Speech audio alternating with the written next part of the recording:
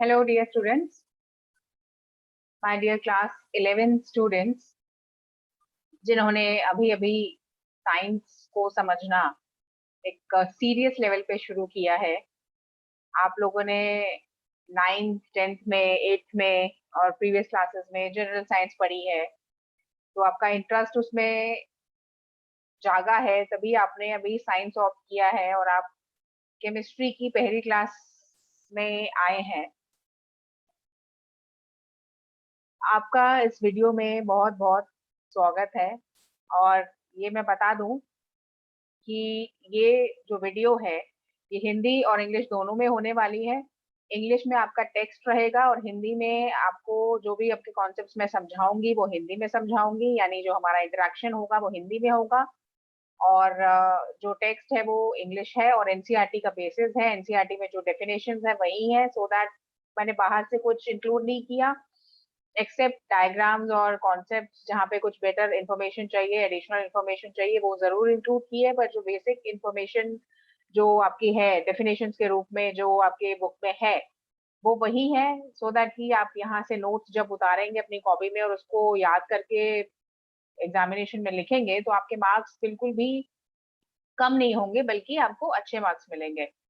ठीक है, तो ये वीडियो जो है बेसिकली उन लोगों के लिए है जो एनसीईआरटी को एक बेहतर तरीके से इंटरेस्टिंग वे में, इंटरेक्टिव वे में समझना चाहते हैं, वाकई केमिस्ट्री में अपना कमांड हासिल करना चाहते हैं। उनका इंटरेस्ट है केमिस्ट्री में पर उनके पास टीचर नहीं है कोई। ठीक है, वो जानना चाहते हैं, समझना चाहते हैं कैसे क्या चीजें होती हैं। एटम्स मॉलिक्यूल्स पढ़ते आ रहे हैं, बट क्या है क्या नहीं है चीजें जो है बेहतर तरीके से हम समझेंगे यहाँ पर। और अगर आपने वीडियोस मेरी रेगुलर फॉलो की, मैं पार्ट्स में बनाऊंगी चैप्टर्स को। डिस्क्रिप्शन में लिंक दे दिया जाएगा आपका, पार्ट 1 पार्ट 2 पार्ट 3 जितने भी पार्ट्स हो पाएंगे, जिससे कि कन्वीनियंटली आपको समझ में आए, कोई बर्डन नहीं होगा। एनसीईआरटी ने भी आपके ऊपर बर्डन नहीं डाला है अभी, क्योंकि आप नए नए हैं अभी। तो ये पहला chapter some basic concepts of chemistry है। धीरे धीरे से हम लोग कॉन्सेप्ट का लेवल बढ़ाते हुए चलेंगे। तो मैंने भी वही कोशिश की है कि मैं धीरे धीरे से आपको जो है आराम से कॉन्सेप्ट समझाऊं। तो पार्ट्स में रहेगा ये, और आप सारे पार्ट्स देखिए एक चैप्टर को कंप्लीट करने में।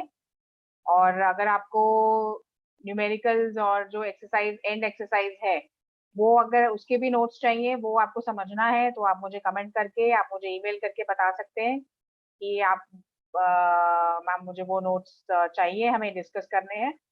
तो मैं वो भी लेकर के आऊंगी आपके लिए। अभी फिलहाल मैंने टेक्स्ट पे फोकस किया है। जो आपका टेक्स्ट है बेसिकली कॉन्सेप्ट्स हैं उस पे फोकस किया है। तो चलिए आज की पहली class part 1, class 1 of chapter 1 class 11 शुरू करते हैं। क्वेश्चन आंसर्स रहेंगे, इंटरेक्टिव बनाने की कोशिश करेंगे इस क्लास को जितनी हो सके, सो दैट आपको मजा आए इसको अटेंड करने में।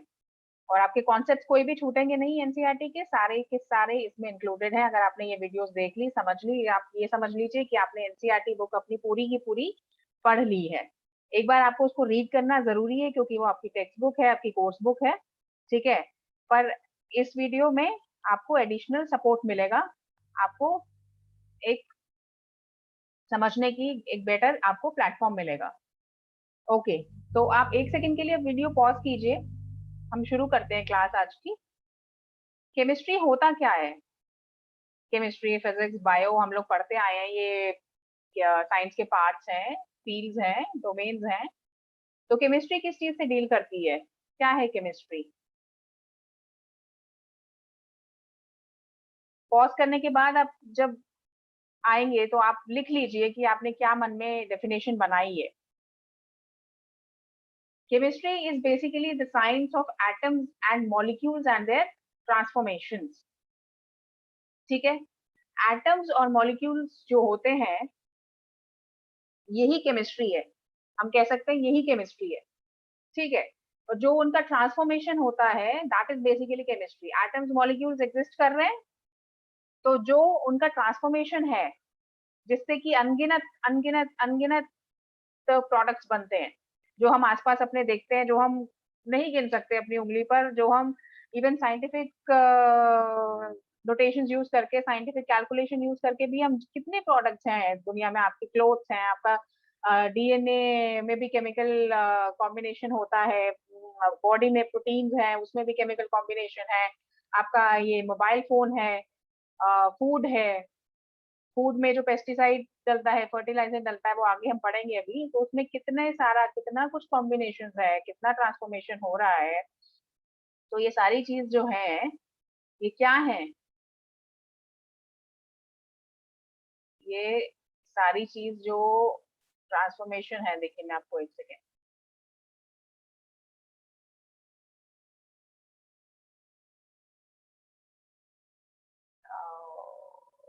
Transformations, right,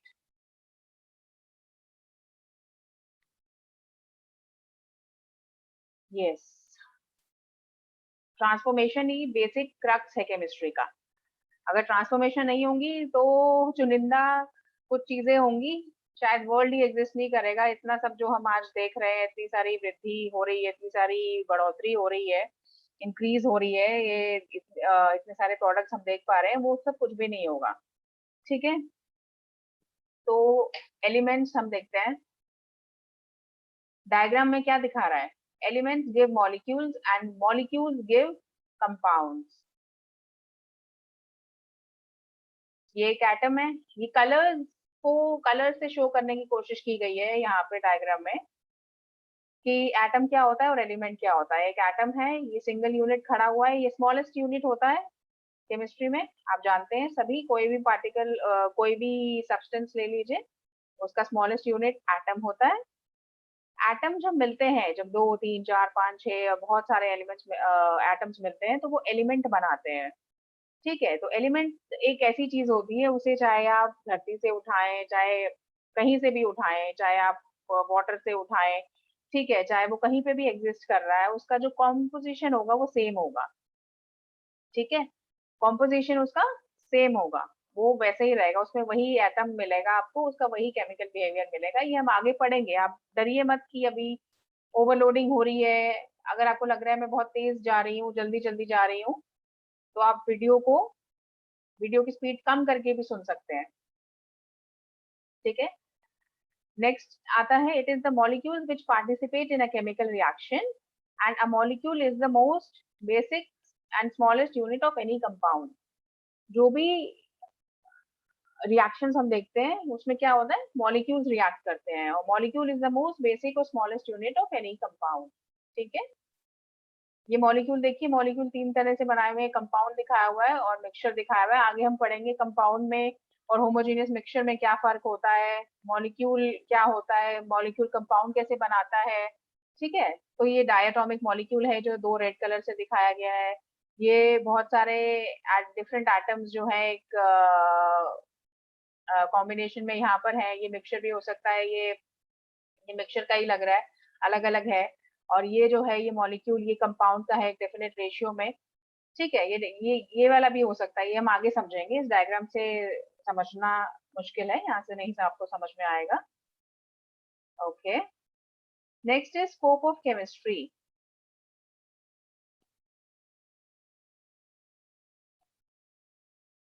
scope of chemistry, why we are reading chemistry, आप लोगों ने क्यों ऑप्ट किया है साइंस के लिए, और अब आप क्यों पढ़ रहे हो केमिस्ट्री, क्या उसका रेलेवेंस है, कुछ वाकई इतनी अच्छी चीज है, इतना स्कोप है इसका कि हमें जानना चाहिए, समझना चाहिए चीजों को।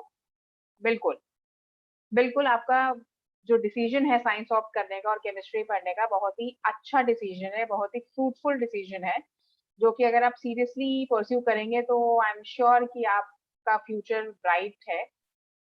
ठीक है, तो यहाँ हम स्कोप ऑफ केमिस्ट्री यही देख रहे हैं कि इन पहला पॉइंट है, in meeting our routine requirements like food and agriculture, health and medicine etcetera, right. Food and agriculture में कैसे होता है, फूड एंड एग्रीकल्चर में क्या रहेगा, एग्रीकल्चर में पेस्टिसाइड्स, इंसेक्टिसाइड्स, जीएम, आजकल जो जीएम क्रॉप्स आ गए हैं, जेनेटिकली मॉडिफाइड, जिससे कि पैदावार बढ़ता है, जिससे कि वैरायटी बढ़ती है, different varieties of food products आ गए हैं। ठीक है, तो ये सब एग्रीकल्चर में आएगा। हेल्थ मेडिसिन में आपका ये ये मेडिसिन देखिए यहाँ पे हैं, antipyretics, analgesics, antimicrobials, antibiotics, antipyretics, ये सब हम नेक्स्ट जो आपका लास्ट चैप्टर है बेसिकली पॉलीमर वाला, उसमें हम पढ़ेंगे। एंटीपायरेटिक्स होते हैं, आपके इंटरेस्ट के लिए मैं बता दूं, एंटीपायरेटिक्स होते हैं फीवर को डील करने के लिए, फीवर को ठीक करने के लिए। एनाल्जेसिक होते हैं पेन को ठीक करने के लिए। एंटीमाइक्रोबियल्स होते हैं इन्फेक्शन भगाने के लिए। एंटीबायोटिक्स होते हैं जो हार्मफुल माइक्रो ऑर्गेनिजम्स हमारी बॉडी को हार्म करने की कोशिश करते हैं, जो जिनसे हमें प्रॉब्लम होती है, उनको बेसिकली हटाते हैं, उनसे ये उनको मारते हैं। ट्रैंक्विलाइजर होते हैं जो हमारे दिमाग को शांत करते हैं, जो हमारे को स्ट्रेस से रिलीव करते हैं बेसिकली। ठीक है, next is dyes, then polymers and then ceramics. Ceramics बहुत ही पुरानी चीज है, सेरामिक्स कोई नई चीज नहीं है, सदियों से और सेंचुरीज से ये एग्जिस्ट करती है। क्ले को जब मिट्टी को जब बहुत ही हाई टेम्परेचर पे मोल्ड किया जाता है तो सेरामिक बनता है, जो आजकल हम चीनी के बर्तन कह देते हैं उनको। ठीक है, जिसमें हम लोग चाय पीते हैं। मर्तबान होता है जिसमें आपके मदर, आपके जो ग्रैंड मदर होंगी, वो शायद अचार वगैरह रखने के काम में लेती होंगी, तो वो सब सेरामिक है। ठीक है, सेकंड पॉइंट होगा in providing luxuries and comfort, acids, alkalis, salts, dyes, polymers, soaps, detergents, alloy, metal, etc. इन सब का मैंने पिक्चर यहाँ इंक्लूड नहीं किया है क्योंकि ये सब चीजें आप ऑलरेडी जानते हैं बहुत अच्छे से। और इसमें ये चीज है कि कोई भी प्रोडक्ट इंडस्ट्री जो होती है, कोई भी प्रोडक्ट इंडस्ट्री बिना केमिस्ट्री के नहीं चल सकती है। उसमें एसिड्स होगा, एल्कलीज बनेंगे, सॉल्ट्स, डाइज बनेंगे, पॉलीमर्स बनेंगे। पॉलीमर मैंने आपको ऑलरेडी बता दिया, आपका डीएनए भी एक पॉलीमर है। ठीक है, तो सोप्स, डिटर्जेंट्स आप ऑलरेडी जानते हैं। Without having the basis of chemistry no product industry can survive। तो यही ब्यूटी है केमिस्ट्री की और यही खासियत है, और ये इसका स्कोप है, इसका स्कोप बहुत वास्ट है। ठीक है, sky is only the limit। Third point है provide innovative and useful materials that ease our lives, like ceramics and optical fibres. Ceramics आप देख रहे हैं यहाँ पर, ऑप्टिकल फाइबर्स से आपका टेलीकम्युनिकेशन में बहुत बड़ा रेवोल्यूशन आया है। बहुत ज्यादा, जो आप अब दूर दूर तक कॉल कर सकते हैं, दूर तक आप जो है कम्युनिकेट कर सकते हैं, वो ऑप्टिकल फाइबर्स की बदौलत है। टेलीकम्युनिकेशन बहुत फास्ट हो गया, आईटी सेक्टर में it has brought a great revolution, right. तो ये सब चीजें सब केमिस्ट्री की बदौलत है। नेक्स्ट आते हैं, नेक्स्ट ये चीज जो है आपका, ये थोड़ा सा रीड करने वाला मटेरियल है, इसमें आपको इसमें समझाने वाला कुछ नहीं है। या जैसे आप कॉम्पिटेटिव एग्जाम देते हैं तो वहां पर ये चीजें पूछी जाती है, राइट। ये आपका शायद आपकी क्लास एग्जामिनेशन में ना पूछी जाए, बट ये कॉम्पिटेटिव एग्जाम के पॉइंट ऑफ व्यू से बहुत इंपॉर्टेंट है। तो एक बार मैं इसको रीड कर देती हूँ क्विकली, और ये इंपॉर्टेंट पॉइंट्स लिए गए हैं एनसीईआरटी से ही लिए गए हैं। The branch of science that studies the preparation, properties, structure, and reactions of material substances is called chemistry। ठीक है, प्रिपरेशन, प्रॉपर्टीज यानी बिहेवियर, अगर आप इंसान की तरह से समझेंगे, प्रॉपर्टी का मतलब जैसे आप लोग बिहेव करते हैं, वैसे एटम्स और मॉलिक्यूल्स की प्रॉपर्टीज होती हैं, वो बिहेव करते हैं, वो रिएक्ट करते हैं, उनका कोई नेचर होता है। वो एक पर्टिकुलर एटम एक पर्टिकुलर के साथ रिएक्ट एक तरह से करेगा, दूसरे के साथ दूसरे तरीके से करेगा। जैसे आप सबके साथ दोस्ती नहीं करते, वैसे एटम्स और मॉलिक्यूल्स भी सबके साथ ना दोस्ती करते ना दुश्मनी करते। उनके भी अपनी एटम, उनके जो इलेक्ट्रॉन्स होते हैं, उनकी जो प्रॉपर्टी होती है उसके अकॉर्डिंग वो बिहेव करते हैं, और कंपाउंड्स और मिक्सचर्स या जो भी कुछ होता है वो उस हिसाब से बनाते हैं। स्ट्रक्चर, स्ट्रक्चर साइंटिस्ट स्ट्रक्चर ही स्टडी करते हैं, वो देखते हैं कि किस तरह से कहाँ कौन सा एटम है, किस तरह से वो स्ट्रक्चर्ड है, कहाँ पे उसका कॉम्पोजिशन के हिसाब से कैसे वो लाइंड अप है, वो जो एलिमेंट है, पर्टिकुलर कंपाउंड है, वो लिक्विड के रूप में एग्जिस्ट करेगा कि सॉलिड के रूप में एग्जिस्ट करेगा या कैसे एग्जिस्ट करेगा, गैस होगा। तो ये सब स्ट्रक्चर पे डिपेंड करता है। ठीक है, and then reactions of material substances. तो रिएक्शंस आ गए, कैसे रिएक्ट करेगा वो मैंने ऑलरेडी आपको बता दिया। तो this reactions of material substances is called chemistry. Okay, next is modern chemistry. जो है वो 18th सेंचुरी यूरोप में आई थी after several years of alchemy. 13th century से देखिए आप ये सब चल रहा था, और alchemic reactions included metallurgy, medicine, manufacture of cosmetics, glass, dyes etcetera. ठीक है, तो it shows the mass production of pottery, which can be regarded as the earliest chemical process in which materials were mixed, molded, subjected to heat by using fire to achieve desirable results. वही जो हमने अभी पढ़ा, pottery, ceramics, right? Now it is something that you should read once, right? तो इसे मैं छोड़ रही हूँ और आगे बढ़ते हैं। आप वीडियो पॉज करके 1 सेकंड के लिए इसको रीड कीजिए। कुछ भी नहीं समझ आता है तो कमेंट्स में मुझे बताइए। नेक्स्ट आता है आपका important point, Sushruta Samhita explains. Just a second, इसको मैं यहाँ से इरेज करना चाह रही हूँ।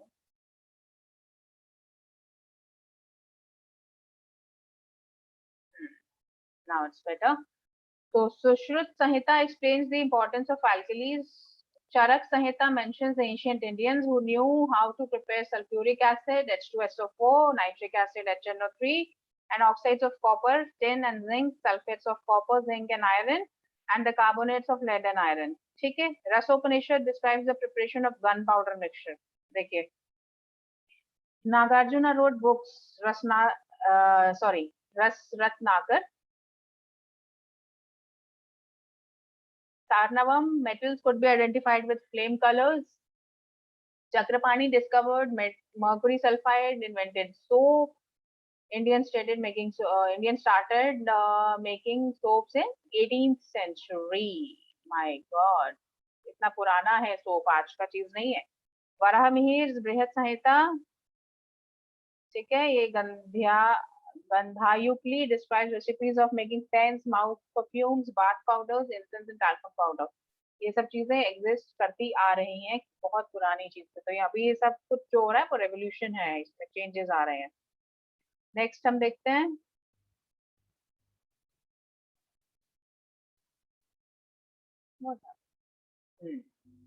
नाउ अब थोड़ी जो जानने वाली चीज है, सिंपल है, सिंपल बेसिक कॉन्सेप्ट ही है ये अभी सब। तो सिंपल केमिस्ट्री की चीज शुरू हो रही है। Solids, liquids and gases. Video को पॉज कीजिए और 1 सेकंड के लिए सोचिए, अपने दिमाग में रिकॉल कीजिए कि सॉलिड, लिक्विड और गैस क्या होते हैं, उनकी डेफिनेशन एग्जैक्ट क्या होती है। पॉज कीजिए, और मैं आपको ये रिकमेंड करूंगी कि आप जब भी वीडियो मेरी देखें और केमिस्ट्री की क्लास अटेंड करें या साइंस की कोई भी क्लास अटेंड करें, तो एक पेपर पेन लेके जरूर बैठे, जिसपे कि फटाफट से आप जो भी टीचर बोल रहा है उसको आप नोट डाउन कर सकें, उसमें आप अपनी इमेजिनेशन, अपना नॉलेज को यूज करते हुए कर सकें, सो दैट आप जैसे ही वीडियो खत्म करेंगे तो आपको एक एहसास होगा, आपको एक समझ में आएगा चीज, आपके पास कुछ काउंट करने के लिए होगा, आपको चीजें समझ आ चुकी होंगी, राइट? तो ऐसा ऐसा कीजिए आप, और इसको बंद करके 1 सेकंड के लिए सोचिए कि सॉलिड, लिक्विड, गैस क्या होता है। हाँ, now I will tell you क्या होता है। In solids, particles are held very close to each other in an orderly fashion, and there is not much freedom of movement. बहुत ही क्लोजली पैक्ड होते हैं। ये देखिए डायग्राम में, सॉलिड में कैसे है, एकदम पैक्ड है, एकदम पैक्ड, एक तरीके से पैक हुए हुए हैं, कोई मूवमेंट की जगह नहीं है, बिल्कुल कस के जो है एटम्स जो है एकदम अरेंज्ड है, ऑर्डरली फैशन में अरेंज है, ऐसा नहीं है कोई इधर जा रहा है कोई उधर जा रहा है ना, बिल्कुल सही तरीके से अरेंज्ड है। लिक्विड्स में क्या होता है, the particles are close to each other but they can move around, ठीक है। Gases में particles are far apart as compared to those present in solid or liquid state, and their movement is easy and fast. Okay. Now, because of such arrangement of particles, different states of matter exhibit the following characteristics. पहला, solids have definite volume and definite shape.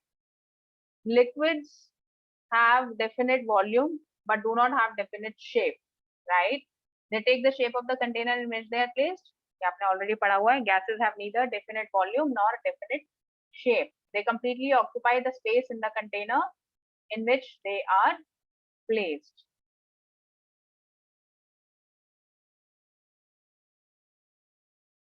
Next is these are, अब क्या होता है, मतलब अगर कोई element है, अगर कोई सब्सटेंस है वो सॉलिड स्टेट में है, तो क्या वो हमेशा सॉलिड स्टेट में ही रहेगा? वो वैसे ही रिएक्ट करेगा, वो वैसे ही एग्जिस्ट करेगा हमेशा? कोई जरूरी नहीं है। These three states of matter are interconvertible by changing the conditions of temperature and pressure. ठीक है, तो सॉलिड को अगर आप हीट अप करोगे, सॉलिड को हीट अप करोगे तो लिक्विड आएगा, लिक्विड को हीट करोगे तो गैस आएगा। अब गैस को रिवर्स कूल करोगे तो लिक्विड, लिक्विड को कूल करोगे तो सॉलिड। तो ये सारी चीजें इंटर कन्वर्टेबल है। कई बार क्या होता है कि आप हीट एंड टेम्परेचर, क्योंकि टेम्परेचर और प्रेशर यहाँ पे बहुत ही क्रूशियल चीज है, तो सॉलिड पे आप इतना टेम्परेचर और प्रेशर लगा दो कि वो डायरेक्टली लिक्विड स्टेट को छोड़ करके, सॉरी, लिक्विड स्टेट को छोड़ करके गैस में बदल जाए तुरंत।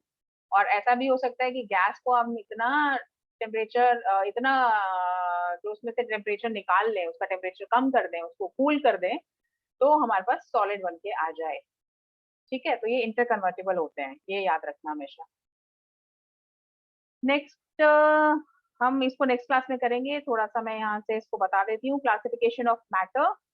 तो मैटर में जो होता है, कोई भी मैटर है, वॉट एवर मैटर, राइट, जो भी सब्सटेंस कहो, मैटर कहो, चीज कहो, ठीक है, कुछ भी है matter, it can be divided into two things, mixtures और प्योर सब्सटेंसेस।